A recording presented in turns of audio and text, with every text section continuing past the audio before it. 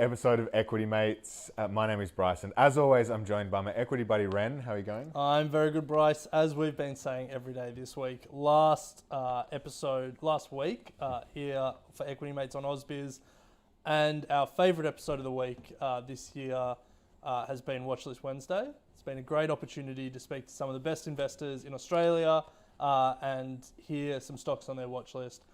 So it's a bit sad that this is our last Watchlist Wednesday for the year. But what a way to close it out. Maybe over Christmas I'll just call some experts on Wednesdays and ask any stocks on their watch list. Not bad.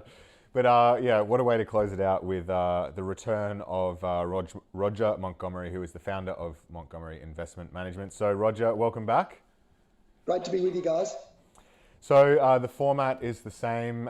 We've got 3 or 4 stocks on your watch list and just a thesis as to why you find them an exciting opportunity. So Ren, you've got them written down actually. Yeah, I do. So Roger, we've got a couple of REITs to start it off. And the first one is National Storage. So for people who aren't familiar, can you tell us a little bit about the stock and then why you like it? Yeah, it seems like a really boring sort of business. So they own storage units around Australia. And that doesn't seem like a particularly exciting business to own. But remembering what I said a couple of days ago with respect to inflation, that I think inflation is structurally going to be lower. Therefore, I believe that interest rates will structurally be lower for a long period of time. And so income is going to be demanded.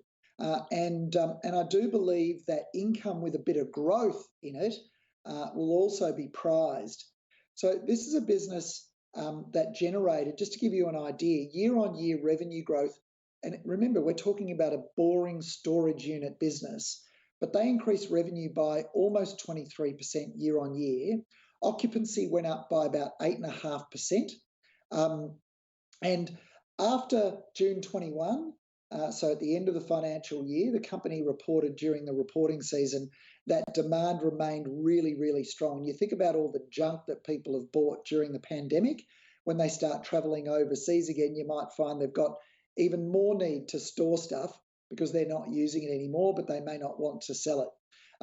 They upgraded their earnings per share guidance from about a minimum of 8% growth or thereabouts to about 10%. They've increased their occupancy to all-time highs of about 86% or thereabouts, and that was up from about 85.5% or thereabouts back at December last year, 6 months earlier. And prior to that, a year ago, it was only about 78.9%. So they're using software very, very effectively. They're using technology to increase the utility and the leasing of their space. So they're trying to maximize the yield of every square meter that they're able to lease. And what's happened is NTA per share has gone up because as you increase your yield, you obviously increase the value of the asset.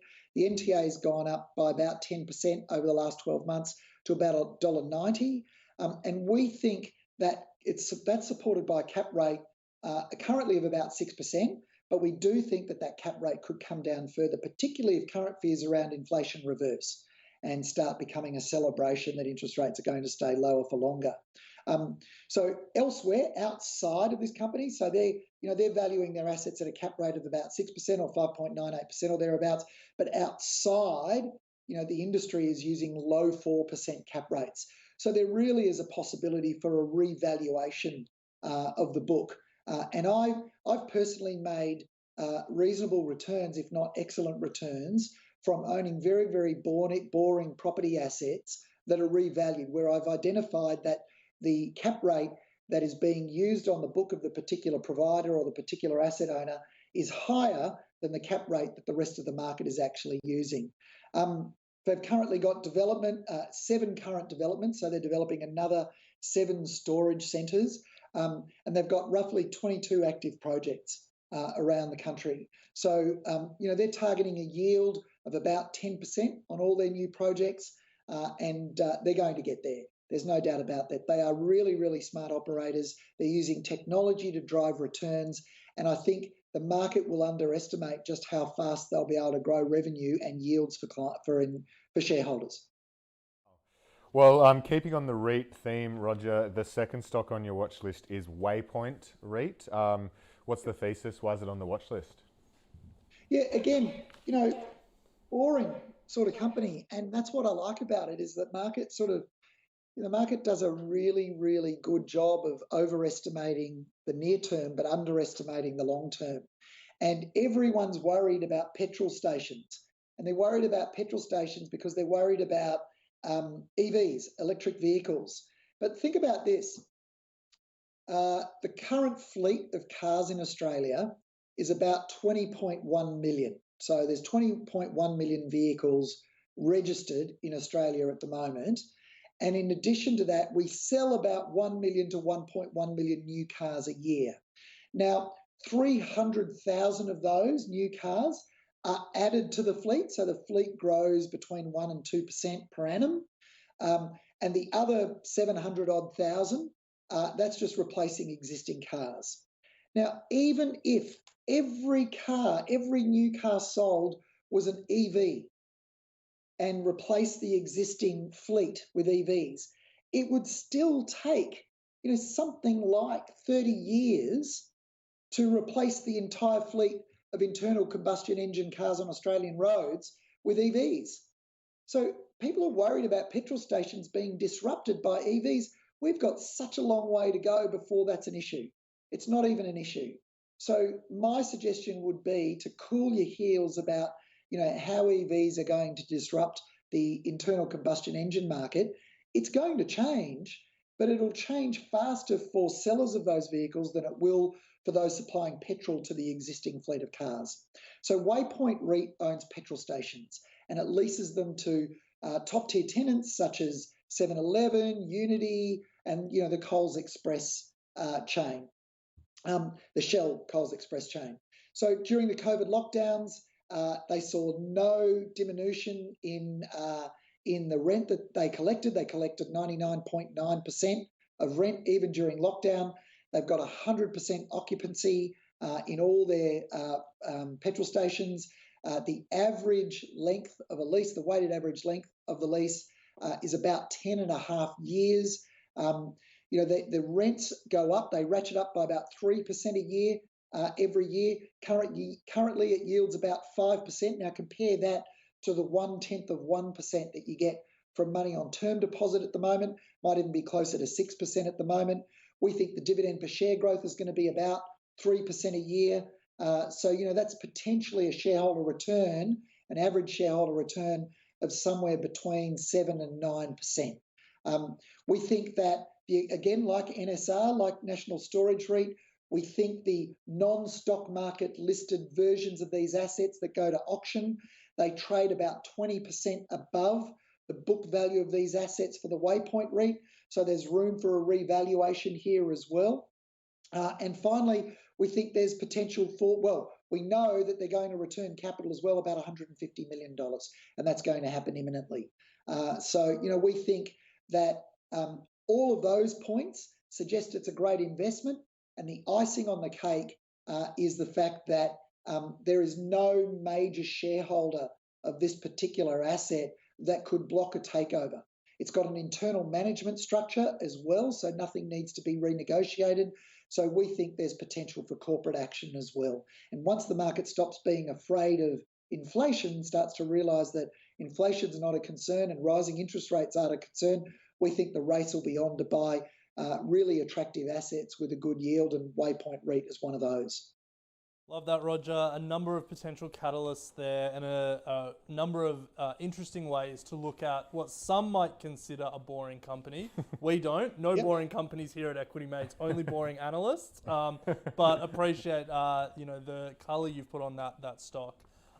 If we turn to away from the REITs, but in a similar sort of slow-growing infrastructure-like field, the next stock on your list is Macquarie Telecom. So tell us a little bit about the stock and why you like it. So this is a business that provides data centers. Now, data centers, I think a lot of investors don't really understand the strength and the persistence of that thematic. So a lot of people think of data centers as, being needed for streaming videos and music, and Microsoft saving your Excel file to the cloud and so on. This is the infrastructure of the cloud. The cloud, everyone knows about the cloud and what the cloud is. The cloud exists in a real place, and it exists in servers on racks in data centers. And so Macquarie Telecom owns a major data center project in Epping or Macquarie in northwest Sydney. I visited that particular facility, and it's incredibly impressive. Their clients include major government and semi-government organisations. Their clients include the Reserve Bank, the Tax Office, the Australian Stock Exchange, and so on. So they've got next level security that major companies are attracted to. And the thematic is interesting and long term because at the moment, what the cloud does is it democratizes the internet for small business. And so in the past, big businesses had an advantage over small business because they could afford to put in a huge IT facility and stock it with computers and servers, and then employ the staff, the IT staff, to manage it all. Banks are a classic example of that. But what the cloud does is it democratizes it for everyone. What the cloud does is it allows small businesses to compete on a level playing field with much larger businesses. And at an enterprise level, the cloud is really only penetrated at about sort of 22% of what we estimate to be the total addressable market. That's where laptops were 20 years ago. It's where mobile phones were a decade and a half ago, or maybe 13 years ago. So there is a long way to go for this story to play out. Now, the economics of this business I don't think are particularly well understood. It looks really expensive when you look at it on the surface, but what investors need to understand is that when Macquarie sells capacity for a data center, it can sell 90% of that capacity at a very low price. And then, of course, what analysts will do is they'll look at the margin that the company received on that 90% and project it forward and say, well, they've only got 10% capacity left. They're not going to make very much money on that, not much additional margin on that. And so, the stock must be expensive. But what I think investors need to realise is that this particular business can sell the last 10% of its capacity, which is measured in megawatt hours. It can sell that last 10% capacity for the same price as it sold the other 90%. So it can double its revenue and double its EBITDA by just selling that last 10%. And that's what the market doesn't appreciate. And so every time the company gives an update, it surprises the market on the upside.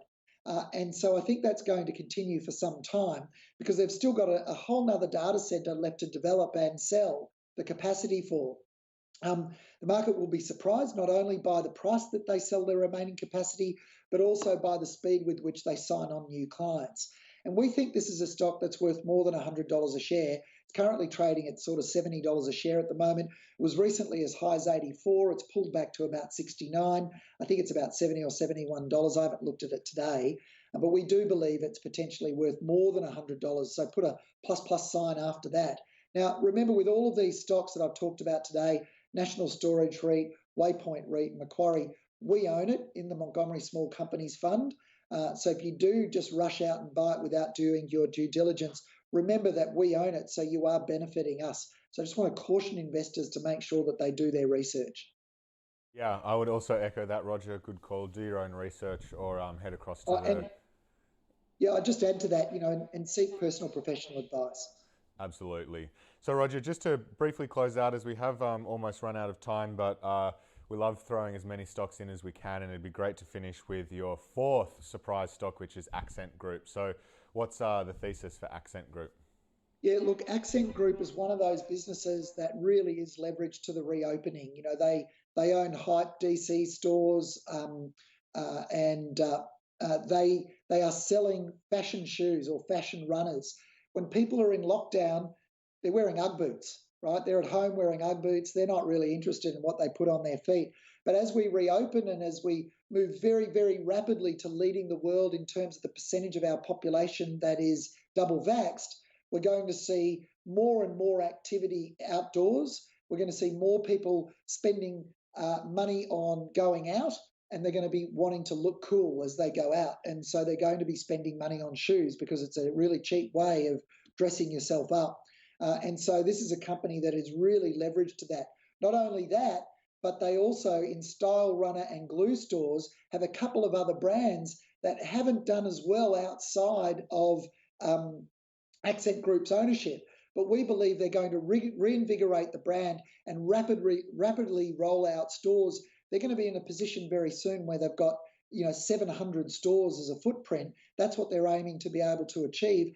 And the market isn't long-term in its thinking. The market is short-term, and there's always concerns about execution. There's always concerns about the delivery timetable, but we think they'll succeed in delivering. They've only just updated the market again, and they're accelerating their store rollout. They're opening more stores than what they previously told the market they would. And we think that's going to continue. We believe they're going to be really successful. We don't think they're particularly expensive at the moment, and for that reason, that's the fourth stock. Roger, 4 stocks to close out the year.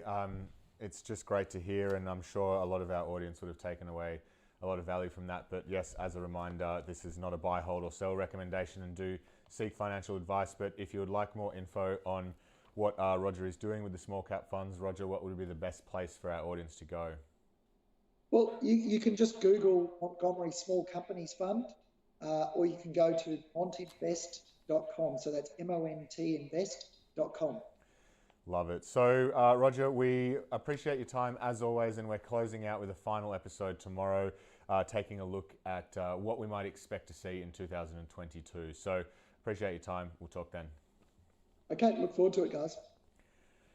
And that brings us to the end of today's episode, Watchlist Wednesday. If you'd like more information on what Equity Mates do, head to equitymates.com. But otherwise, we'll be picking it up tomorrow for the final episode of the year, Ren. Final episode. It's flown by, but excited to get stuck into it with Roger tomorrow.